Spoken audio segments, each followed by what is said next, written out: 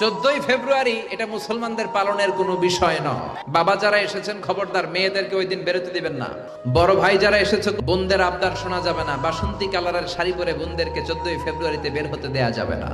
আমার মাইকের আওয়াজ যে সমস্ত মায়েদের বোনদের কানে যায়, মায়েরা বোনেরা, 14ই ফেব্রুয়ারি তোমাদের অনুষ্ঠান নয়, এটা বিজাতি ইহুদি নাসারাদের কালচার আর প্রোগ্রাম। ইসলামের আইন মেনে কথা না শুনে 14ই ফেব্রুয়ারিতে যদি বের হও, যদি নাচানাচি করো, উল্টাপাল্টা করো, উল্টাপাল্টা যদি খাও, হজম হবে না, বদ হজম হবে, কিছুদিন পরে বমি বমি ভাব হবে।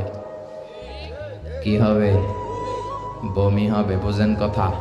কথা বোঝা যায়? চট্টগ্রামে আমরা গেলে কই হতা বোঝা যান না বোঝা নজার, একখানা জোরে হনা বাজি সুবহানাল্লাহ চিল্লায় পড়েন না সুবহানাল্লাহ। আবার ইসলাম বলে আল হিলাতু বিল হারামি হারাম, কৌশল করে হারাম খাওয়াটাও হারাম। কথা বুঝতে কষ্ট হচ্ছে?